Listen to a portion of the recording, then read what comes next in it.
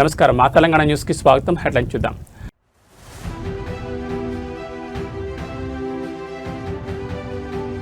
₹2029 మహిళా రిజర్వేషన్ల మద్దతు కోరుతూ పార్టీలకు ప్రధాని మోడీ లేఖ.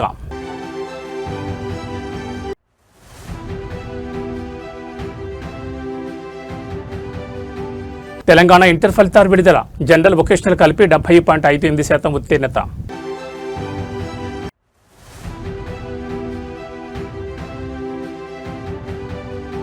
మేడిగడ్డ మరమ్మతులపై ముమ్మర కసరత్తు. నేడు మంత్రి ఉత్తమ్ కీలక సమీక్ష.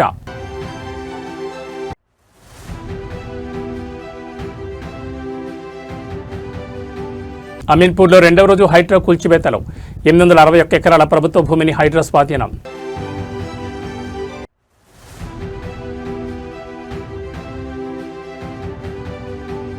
ఇరాన్తో చర్చలు విఫలం. ఇది ఆ దేశానికి ఎక్కువ నష్టమన్న జేడీ వాన్స్. ఇక డీటెయిల్స్ చూస్తే కేంద్రంలోని ఎన్డీఏ మహిళా సాధికారత దిశగా నారీ శక్తి వందన్ అధినియం అమలును వేగవంతం చేసింది. ఇందుకు భారత ప్రధాని నరేంద్ర మోడీ కీలక ముందడుగు వేశారు. ఏప్రిల్ 16 నుంచి పార్లమెంట్లో ప్రారంభం కానున్న చారిత్రాత్మక చర్చ నేపథ్యంలో లోక్సభ, రాజ్యసభలోని అన్ని పార్టీల ఫ్లోర్ లీడర్లకు ఆయన ప్రత్యేకంగా లేఖ రాశారు. ఈ బిల్లును నిజమైన స్ఫూర్తితో దేశవ్యాప్తంగా అమలు చేయాల్సిన సమయం ఆసన్నమైందని, ఇందుకు అన్ని పార్టీలు ఏకతాటిపైకి రావాలని ప్రధాని మోడీ తన లేఖలో విజ్ఞప్తి చేశారు. ముఖ్యంగా 2029 లోక్సభ ఎన్నికలతో పాటు అసెంబ్లీ ఎన్నికలు ఖచ్చితంగా మహిళా రిజర్వేషన్లతోనే నిర్వహించాలని ఎన్డీఏ ప్రభుత్వం సంకల్పించిందని ప్రధాని తన లేఖలో స్పష్టం చేశారు. ఈ చారిత్రాత్మక సవరణను ఏకగ్రీవంగా ఆమోదించడానికి అందరూ సహకరించాలని కోరారు.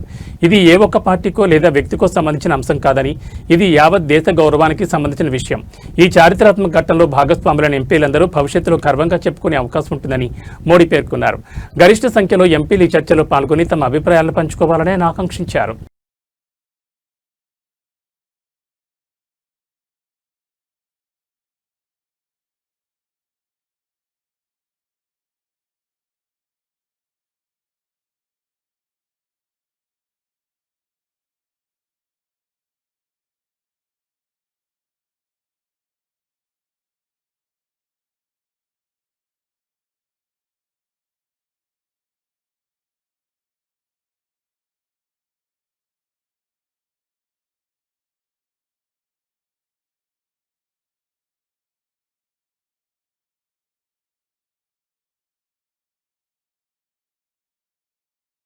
తెలంగాణ ఇంటర్ ఫలితాలు విడుదలయ్యాయి. ప్రథమ, ద్వితీయ సంవత్సరం రిజల్ట్స్ ను ప్రభుత్వ సలహాదారు KK, inter secretary Yogita Rana release చేశారు. జనరల్ వొకేషనల్ కలిపి 70.58% ఉత్తీర్ణత సాధించినట్లు అధికారులు తెలిపారు. బాలుర కంటే బాలికల ఉత్తీర్ణత శాతం ఎక్కువగా నమోదైనట్టు తెలిపారు. ఫస్ట్ ఇయర్ మొత్తం విద్యార్థులు 4,89,123 మంది, పాస్ అయిన విద్యార్థులు 3,23,807 మంది. ఇంటర్ ఫస్ట్ ఇయర్ ఉత్తీర్ణత శాతం 66.02, బాలికల ఉత్తీర్ణత 74.4%, బాలుర ఉత్తీర్ణత 57.69% నమోదైనట్టు తెలిపారు. సెకండ్ ఇయర్ మొత్తం విద్యార్థులు 5,07,948 మంది, సెకండ్ ఇయర్లో ఉత్తీర్ణులైన విద్యార్థులు 3,58,490 మంది. సెకండ్ ఇయర్లో ఉత్తీర్ణత శాతం 70.58, బాలికల ఉత్తీర్ణత 78.65%, బాలుర ఉత్తీర్ణత 62.5%గా నమోదైనట్టు అధికారులు తెలిపారు. విద్యాశాఖ కార్యదర్శి యోగితా రాణా మాట్లాడుతూ ప్రభుత్వ కాలేజీల్లో ఉత్తీర్ణత పెరిగిందన్నారు. ఈ విద్యా సంవత్సరం నుంచి జూనియర్ కాలేజ్ విద్యార్థులకు మధ్యాహ్న భోజనం ప్రారంభం కానున్నట్టు తెలిపారు. దివ్యంగా విద్యార్థులకు స్కూటర్లు అందజేయనట్లు వెల్లడించారు. నెల రోజుల్లోనే అడ్వాన్స్డ్ సప్లిమెంటరీ పరీక్షలు నిర్వహించనున్నట్లు స్పష్టం చేశారు. పరీక్షలు ఫిబ్రవరి 25 నుంచి మార్చి 18 వరకు జరిగాయి. ఈ ఎగ్జామ్స్ కు 9,97,075 మంది విద్యార్థులు పరీక్షలకు దరఖాస్తు చేసుకున్నారు.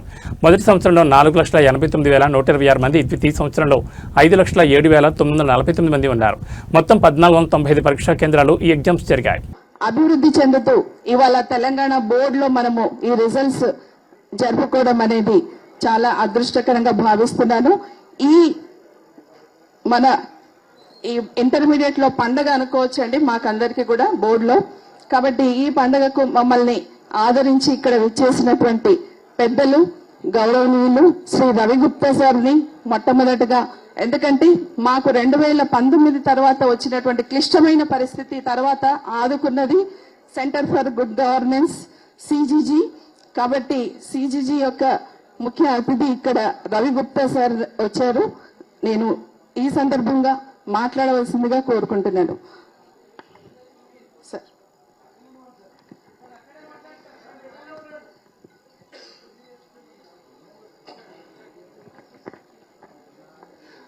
Honorable Advisor to Government, at CGG we have been doing this processing of results since 2020. For the last 6 years, they have gone well without a hitch.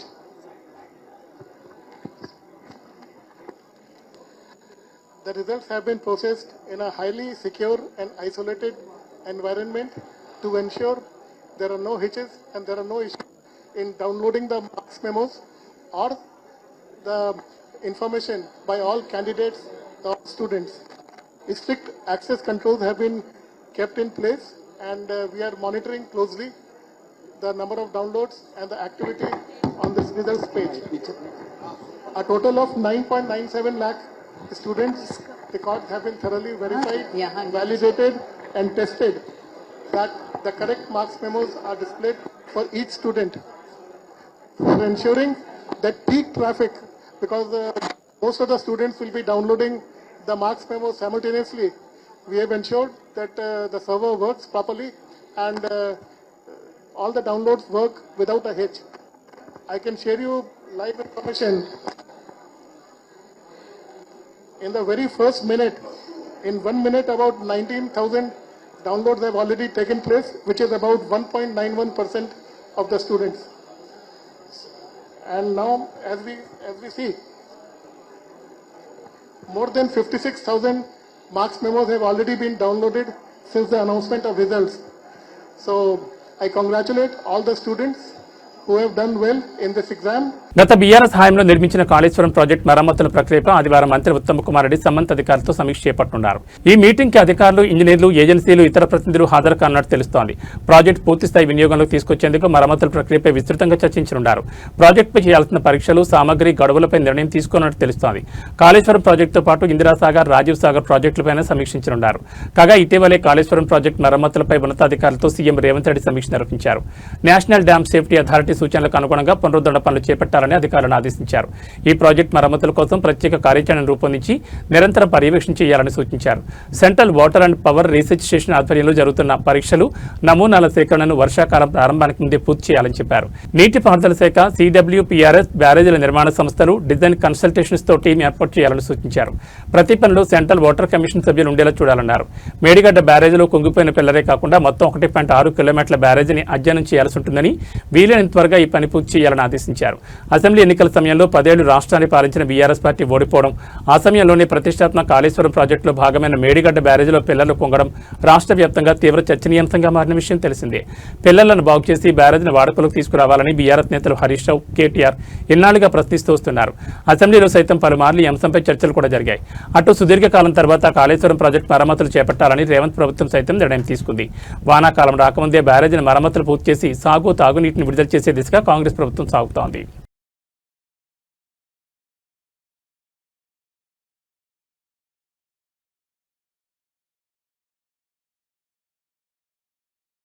Sangareddy జిల్లాలో హైడ్రా కూల్చివేతల భారీ ఆపరేషన్ కొనసాగుతోంది. జిల్లాలోని అమీన్పూర్, ఐలాపురంలో 2వ రోజు కూడా కూల్చివేతలు కొనసాగుతున్నాయి. ఈ క్రమంలో 861 ఎకరాల ప్రభుత్వ భూమిని హైడ్రా స్వాధీనం చేసుకుంది. 15,000 కోట్లకు పైగా విలువైన భూమిని హైడ్రా కాపాడింది. ఆదివారం ఉదయం భారీ పోలీస్ బందోబస్తు మధ్య ఆక్రమణలు కూల్చివేసింది. 6 అంతస్తుల ముఖ్యం గెస్ట్ హౌస్తో పాటు ఫామ్ హౌస్ను అధికారులు కూల్చివేశారు. ఇక ఇప్పటికీ ఇల్లు కట్టుకున్న వారిని మినహాయించి మిగిలిన ప్రభుత్వ భూమిని హైడ్రా కాపాడింది. రెవెన్యూ, మున్సిపల్ అధికారులతో కలిసి భారీ ఆపరేషన్ నిర్వహించింది. కోర్టు స్టే ఆర్డర్ ఉన్న నిర్మాణాలు జరిపిన భవనాలను హైడ్రా కూల్చివేసింది. వివరాల మేరకు సంగారెడ్డి జిల్లా అమీన్పూర్ మండలం ఐలాపురం గ్రామంలో 1 నుంచి 220 సర్వే నెంబర్ల వరకు మొత్తం 1,263 ఎకరాల ప్రభుత్వ భూమి ఉంది. ఇందులో ఇప్పటికే చాలా నివాసాలు వెలిశాయి. ఆ నివాసాల జోలికి వెళ్లకుండా మిగిలి ఉన్న 861 ఎకరాల ప్రభుత్వ భూమిని రక్షించేందుకు చర్యలు చేపట్టింది. 863 ఎకరాల భూమి విలువ 15,000 కోట్లకు పైగా ఉంటుందని అంచనా. ఇక్కడ యథాతథ స్థితిని కొనసాగించాలని హైకోర్టు ఆదేశాలు ఉన్నప్పటికీ పట్టించుకోకుండా నిర్మించిన గెస్ట్ హౌస్ ను హైడ్రా తొలగించింది. అలాగే ఎలాంటి అనుమతులు లేకుండా నిర్మించిన 6 అంతస్తుల భవనాన్ని కూల్చివేసింది.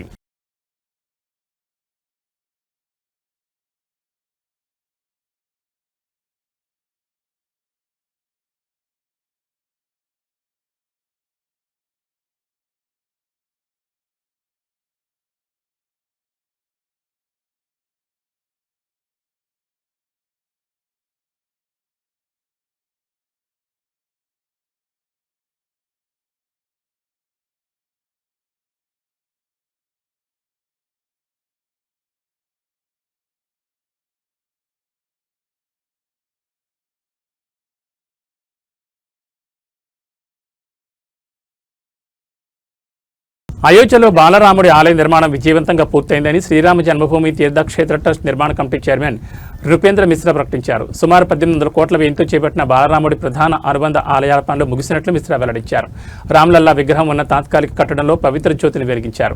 ఈ నెల 14 నుంచి ఉప ఆలయాలను భక్తుల సందర్శనార్థం అందుబాటులోకి తెస్తున్నామని తెలిపారు. ఆలయ నిర్మాణ బాధ్యతను తమకు 2020లో లాంఛనంగా అప్పగించినా అందుకు సంబంధించిన ఏర్పాట్లు చాలా ముందు నుంచే మొదలయ్యాయని తెలిపారు. న్యాయపరమైన చిక్కుముళ్లు తదితర కారణాల రీత్యా ఒక దశలో ఆశలు సన్నగిలిన దైవ నిర్ణయంతో నిర్మాణం పూర్తయిందని చెప్పారు. దీంతో రామ్ భక్తుల చిరకాల ఆకాంక్ష ఎట్టకేలకు నెరవేరిందని హర్షం వ్యక్తం చేశారు. తొలుత రామ్లల్లా విగ్రహాన్ని కలపతో చేసిన చట్రం వంటి తాత్కాలిక నిర్మాణంలో స్థాపించామని, ఆ ప్రదేశాన్ని ఇప్పుడు సురక్షిత ప్రాంతంగా ప్రకటించి అందులో అఖండ జ్యోతిని ఏర్పాటు చేసినట్టుగా తెలిపారు. హిందువుల 500 ఏళ్ల కాలం నెరవేరుస్తూ అయోధ్యలో దివ్య భవ్య రామ మందిర నిర్మాణం పూర్తి కావడంతో భక్తులు పెద్ద సంఖ్యలో బాలరాముని దర్శించుకుంటున్నారు. ఆలయ నిర్మాణంలో ఇనుము, ఉక్కు వాడకుండా 5వ శతాబ్దపు నాగార శైలిలో నిర్మించిన 3 అంతస్తుల రామ మందిర నిర్మాణం పూర్తి చేశారు. అయోధ్య బాలరామాలయ నిర్మాణం శ్రీరామ జన్మభూమి తీర్థక్షేత్ర ట్రస్ట్ ఆధ్వర్యంలో కొనసాగింది. 4000 మందికి పైగా కార్మికుల శ్రమతో నిర్మితమైన ఈ భవ్య రామ మందిరం 1000 ఏళ్ల వరకు ఎలాంటి ప్రకృతి వైపరీత్యాలు ఎదురైనా తట్టుకుని నిలబడేలా నిర్మించారు. ఇక ఆలయ నిర్మాణం ప్రారంభించినప్పుడు విరాళాలను సేకరించగా ఏకంగా 3000 కోట్లు సమకూరాయి. ఆలయం నిర్మించే ప్రాంతం సరయూ నది నీటి జాడలు ఉండడంతో ఇంజనీర్లు చాలా జాగ్రత్తలు తీసుకుని ఆలయ పునాదుల నిర్మాణం లోతును పెంచారు. ఆలయ పునాదిని 14 మీటర్ల లోతుకు తీశారు. అందులో 1.32 లక్షల క్యూబిక్ మీటర్ల రోలో కాంపాక్టెడ్ కాంక్రీట్తో నింపారు. దానిపైన స్థిరత్వం కోసం 1.5 మీటర్ల ఎత్తుగల అధిక బలం కలిగిన రాఫ్ట్ నిర్మించారు. దీనిపై తేమ, వరదల నుంచి ప్రధాన నిర్మాణం రక్షించడానికి సుమారు 24,000 గ్రానైట్ రాళ్లతో తయారు చేయబడిన 6.5 మీటర్ల ఎత్తైన ప్లింత్ నిర్మించారు.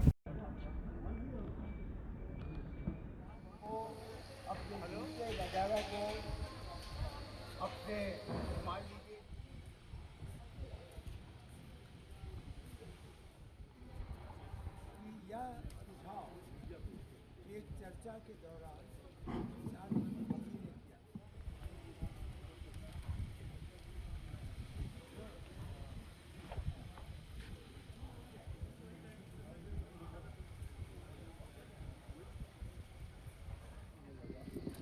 क्योंकि वह तो वह स्थान है जहाँ भगवान राम आज हैं, जहाँ मंदिर है वह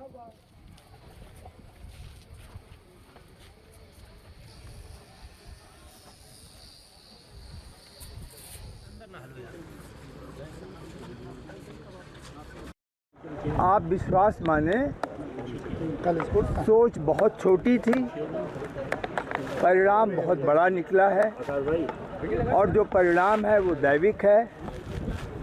हम सबको प्रेरणा मिली है, केवल एकमात्र मुझे या कुछ टीम को ऐसा नहीं है। और प्रायः जब लोग यह कहते हैं तो मुझे यही याद आता है, माँ अमृतानंदमयी का एक वाक्य उन्होंने भेजा था कि आप केवल अपने को माध्यम समझिए। उन्होंने इंग्लिश में भेजा था, you are only an instrument for the completion of the temple is divine and will be completed. ये था सर, जैसा सोचा था क्या पूरी तरह से वो चीज़ें साकार हो गई या अभी भी और उससे बढ़कर कुछ होगा? मंदिर के बारे में एक अजीब सा इतिहास होता है, मंदिर का निर्माण कभी पूर्ण नहीं होता। आप शुरुआत से लेकर अगर बात की जाए और से लेकर अब तक दोनों चीज़ देख रहे हैं, तो किस तरह से देख रहे हैं लेकर? ये तो मुझे 2020 में यह कार्य दिया गया था। उससे पहले इसमें जो आंदोलन था, जो कानूनी अड़चनें थीं, 2014 से मैं साक्षी हूँ उनके बारे में कि किस प्रकार से सुप्रीम कोर्ट में निर्णय की प्रतीक्षा की जा रही थी। तो यह सब एक अपने में इतिहास है और आप लोगों को संतोष होगा, जो म्यूज़ियम बन रहा है, संग्रहालय बन रहा है, राम कथा संग्रहालय सरयू नदी के तट पर, उसमें एक पूरा कक्ष लीगल सेल का वहाँ पर 500 वर्षों का प्रदर्शित होगा और एक पूरा कक्ष जो है वो खुदाई में जो चीज़ें मिली जिससे कि इसकी आयु का अनुमान लगता है, वो अभी उसमें प्रदर्शित होगा।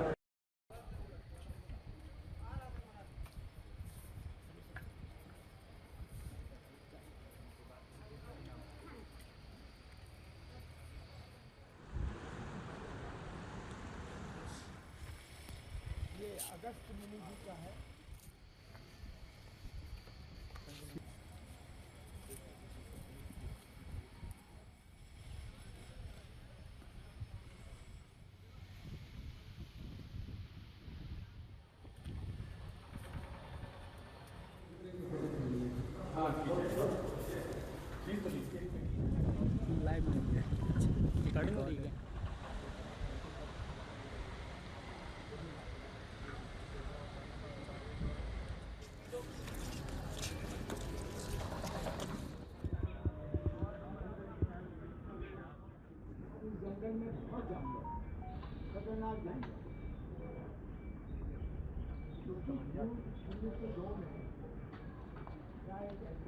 ఆదాయానికి మించిన ఆస్తుల కేసులో అరెస్ట్ అయిన దేవాదాయ శాఖ సహాయ కమిషనర్ కె శాంతిపై సస్పెన్షన్ వేటు పడింది.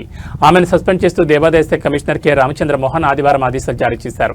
ఆదాయానికి మించిన ఆస్తులు ఉన్నాయన్న సమాచారంతో అవినీతి నిరోధక శాఖ అధికారులు ఈ నెల 6న శాంతిపై కేసు నమోదు చేశారు. 7న ఆమెకు సంబంధించిన 3 చోట్ల ఏకకాలంలో సోదాలు నిర్వహించారు. ఈ తనిఖీల్లో 1.37 కోట్ల విలువైన అక్రమాస్తులు ఉన్నట్లు గుర్తించారు.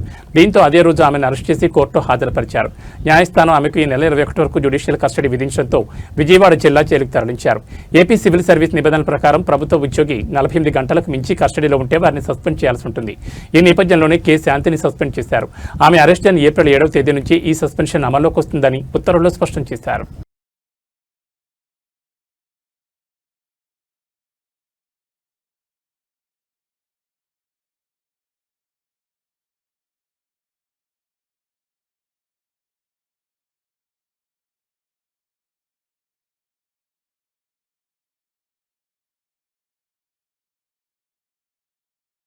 రాజేంద్రనగర్ సర్కిల్ పరిధిలోని శివరాంపల్లిలో ఆదివారం ఉదయం భారీ అగ్ని ప్రమాదం సంభవించింది. సర్వారెడ్డి కాలనీలో ఉన్న ఒక డెకరేషన్ మెటీరియల్ గోదాంలో ఒక్కసారిగా మంటలు చెలరేగాయి. గోదాంలో భారీగా ప్లాస్టిక్ వస్తువులు, ఫ్లెక్సీ బ్యానర్లు, థర్మాకోల్ నిల్వ ఉండడంతో మంటలు క్షణాల్లో ఎగిసిపడ్డాయి. ప్రమాద తీవ్రత పెరగడంతో మంటలు పక్కనే ఉన్న ఒక నివాస గృహానికి కూడా వ్యాపించాయి. సమాచారం అందుకున్న వెంటనే అగ్నిమాపక సిబ్బంది ఘటనా స్థలానికి చేరుకుని శ్రమించి మంటలను అదుపులోకి తీసుకొచ్చారు. ఈ ఘటనలో ఎటువంటి ప్రాణ నష్టం జరగకపోవడంతో అందరూ ఊపిరి పీల్చుకున్నారు. అయితే భారీగా ఆస్తి నష్టం జరిగినట్టు తెలుస్తోంది. ప్రమాదానికి గల ఖచ్చితమైన కారణాలు ఇంకా తెలియాల్సి ఉంది. పోలీసులు కేసు నమోదు చేసుకుని దర్యాప్తు చేస్తున్నారు. దీనికి సంబంధించిన మరిన్ని వివరాలు ఇంకా తెలియాల్సి ఉంది.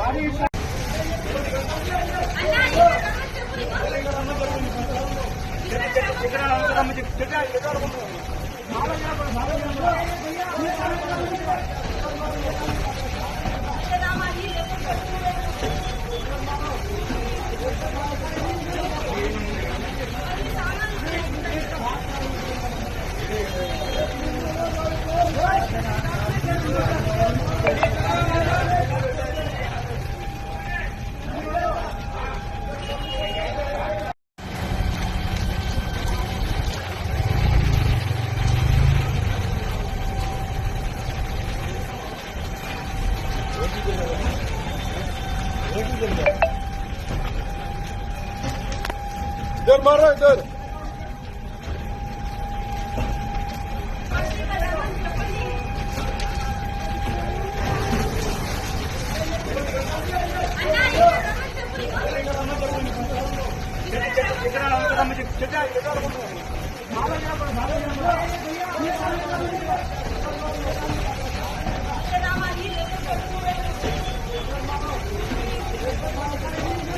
ఎన్టీఆర్ జిల్లాలోని కంచికచర్ల మండలం కేసర టోల్ ప్లాజా వద్ద ఘోర సంఘటన చోటు చేసుకుంది. అతివేగంగా వచ్చిన ఒక సిమెంట్ ట్యాంకర్ నియంత్రణ కోల్పోయి పక్కనే ఉన్న కారుపై బోల్తా పడింది. ఈ ప్రమాదంలో ఖరీదైన BMW కారు పూర్తిగా నుచ్చునుచ్చైంది. కారులో ఉన్న ప్రయాణికుల పరిస్థితి అత్యంత విషమంగా ఉన్నట్లు సమాచారం. హైదరాబాద్ వైపు వెళ్తున్న ఆయిల్ ట్యాంకర్ కేసర టోల్ ప్లాజాను దాటుతున్న సమయంలో ఈ ప్రమాదం సంభవించింది. ట్యాంకర్ బ్రేకులు అకస్మాత్తుగా విఫలం కావడంతో డ్రైవర్ నియంత్రించలేకపోయారని, ఆ క్రమంలోనే పక్కనే ఉన్న కారుపైకి ట్యాంకర్ దూసుకెళ్లి బోల్తా పడిందని ప్రాథమిక సమాచారం. ట్యాంకర్ బరువుకు కారు పూర్తిగా నలిగిపోవడంతో లోపలున్న వారు అందులోని చిక్కుకుపోయారు. అయితే అందులో ఎంతమంది ఉన్నారో తెలియరాలేదు. ఘటన జరిగిన వెంటనే టోల్ ప్లాజా సిబ్బంది, స్థానిక పోలీసులు రంగంలోకి దిగారు. కారుపై పడిన భారీ ట్యాంకర్ను తొలగించేందుకు క్రేన్లను రప్పిస్తున్నారు. కారు లోపల ఎంతమంది ఉన్నారనేది ఇంకా స్పష్టంగా తెలియడం లేదు. అయితే లోపల ఉన్న వారికి తీవ్ర గాయాలయ్యాయని, వారిని బయటకు తీసేందుకు రెస్క్యూ టీం తీవ్రంగా శ్రమిస్తోందని అధికారులు వెల్లడించారు. ఈ భారీ ప్రమాదం కారణంగా జాతీయ రహదారిపై వాహనాల రాకపోకలకు తీవ్ర అంతరాయం ఏర్పడింది. కేసర టోల్గేట్ పరిసరాల్లో ట్రాఫిక్ నిలిచిపోయింది. పోలీసులు పరిస్థితిని సమీక్షిస్తూ వాహనాలు మళ్లించే ప్రయత్నం చేస్తున్నారు.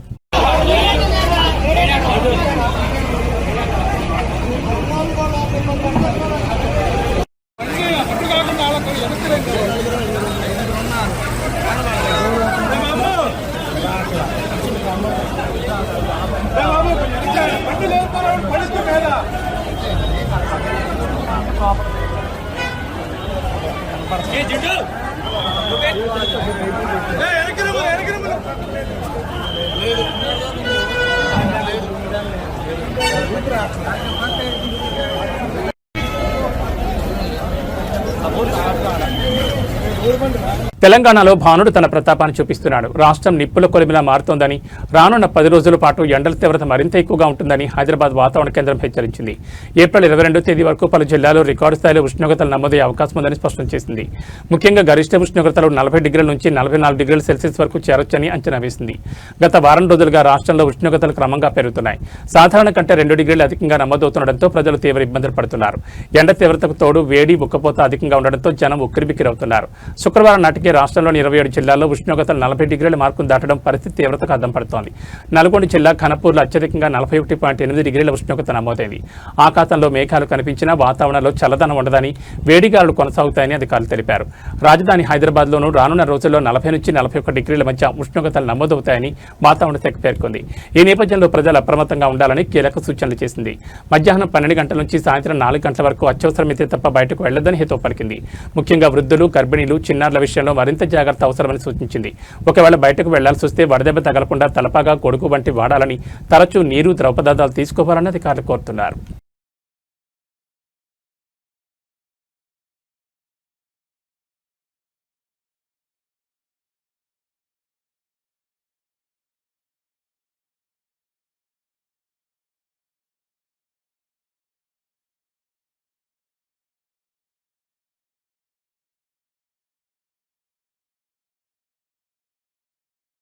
ట్రాఫిక్ రూల్స్ అతిక్రమించి రోడ్లపై వెళ్లే వాళ్ళు ట్రాఫిక్ చలాల నుంచి తప్పించుకునేందుకు రకరకాల ప్రయత్నాలు చేస్తుంటారు. ఇక డ్రంక్ అండ్ డ్రైవ్ చేసే వారి సంగతి ప్రత్యేకంగా చెప్పనక్కర్లేదు. పోలీసులకి చుక్కలు చూపిస్తుంటారు. తాజాగా హైదరాబాద్ జూబ్లీహిల్స్ పరిధిలో నిర్వహించిన డ్రంక్ అండ్ డ్రైవ్ లో తన కారుకు టెక్నాలజీ ఉపయోగించి అతి తెలివి ప్రదర్శిస్తున్న ఓ వ్యక్తి పోలీసులకు అడ్డంగా దొరికిపోయాడు. శనివారం రాత్రి జూబ్లీహిల్స్ పరిధిలో పోలీసులు డ్రంక్ అండ్ డ్రైవ్ తనిఖీలు నిర్వహిస్తున్నారు. ఈ క్రమంలో ఒక BMW కారును ఆపి డ్రైవర్ను తనిఖీ చేయగా అతను మద్యం సేవించున్నట్టు తేలింది. ఈ క్రమంలో అతను ప్రయాణిస్తున్న కారును క్షుణ్ణంగా పరిశీలించగా పోలీసులకు ఒక వింత టెక్నాలజీ కనిపించింది. ఆ కారుకు అమర్చిన నంబర్ ప్లేట్ అసాధారణంగా ఉంది. కారు లోపల ఉన్న ఒక రిమోట్ లేదా బటన్ నొక్కగానే క్షణాల్లో నెంబర్ ప్లేట్ మారిపోతుంది.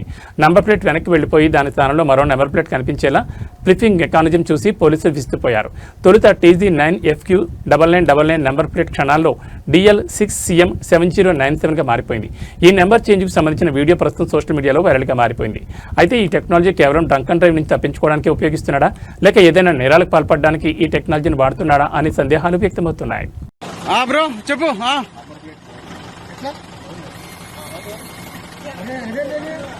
మళ్ళా చేంజ్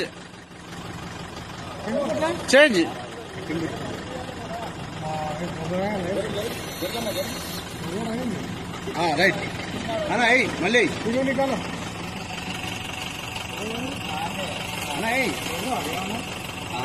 ఓకే రైట్ మళ్ళీ తీసి.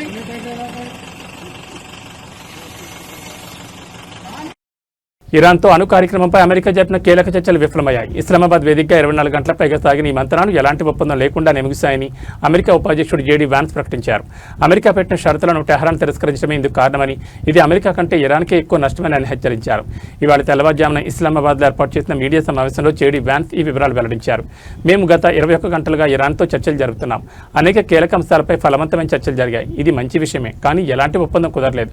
ఇది చెడు వార్త అని ఆయన స్పష్టం చేశారు. చర్చల్లో అమెరికా తమ వైఖరిని చాలా స్పష్టంగా చెప్పిందని వాన్స్ తెలిపారు. మా రెడ్ లైన్స్ ఏంటో స్పష్టం చేశాం. ఏ అంశాల్లో సర్దుకుపోగలమో, ఏ విషయాల్లో వెనక్కి తగ్గేది లేదో స్పష్టం చేశాం. కానీ మా షరతులను అంగీకరించడానికి వారు ఇష్టపడలేదని ఆయన వివరించారు. ఇరాన్ అణ్వాయుధ సామర్థ్యాన్ని సాధించకుండా నిరోధించడమే అమెరికా ప్రధాన లక్ష్యమని వాన్స్ నొక్కి చెప్పారు. ఇరాన్ అణ్వాయుధాలను తయారు చేయబోమని, వాటిని వేగంగా సమకూర్చుకోగల సాధనాల చోరికి వెళ్లబోమని ఖచ్చితమైన దీర్ఘకాలిక హామీ ఇవ్వాలి. కేవలం ఇప్పటికో 2 ఏళ్లకు కాదు, సుదీర్ఘకాలం పాటు ఈ నిబద్ధతను మేము చూడాలనుకుంటున్నాం. కానీ అది ఇప్పటివరకు మాకు కనిపించలేదని ఆయన వ్యాఖ్యానించారు. అమెరికా అధ్యక్షుడు ఇచ్చిన ఆదేశాల మేరకు తాము చిత్తశుద్ధితో వ్యవహరించామని వాన్స్ పేర్కొన్నారు. ఒక ఒప్పందాన్ని కుదుర్చుకోవడానికి చిత్తశుద్ధితో ప్రయత్నించమని అధ్యక్షుడు మాకు చెప్పారు. మేము అదే చేశాం, కానీ దురదృష్టవశాత్తు పురోగతి సాధించలేకపోయామని అన్నారు. ఈ 21 గంటల చర్చల సమయంలో తాము నిరంతరం అధ్యక్షుడితో సంప్రదింపులు జరిపామని, దాదాపు డజన్ సార్లు ఆయనతో మాట్లాడుంటామని తెలిపారు. We've been at it now for 21 hours, and we've had a number of substantive discussions with the Iranians. That's the good news. The bad news is that we have not reached an agreement, and I think that's bad news for Iran much more than it's bad news for the United States of America. So we go back to the United States having not come to an agreement. We've made very clear what our red lines are, what things we're willing to accommodate them on, and what things we're not willing to accommodate them on. And we've made that as clear as we possibly could, and they have chosen not to accept our terms. Questions? AB bulletin విశేషాలు. నమస్కారం.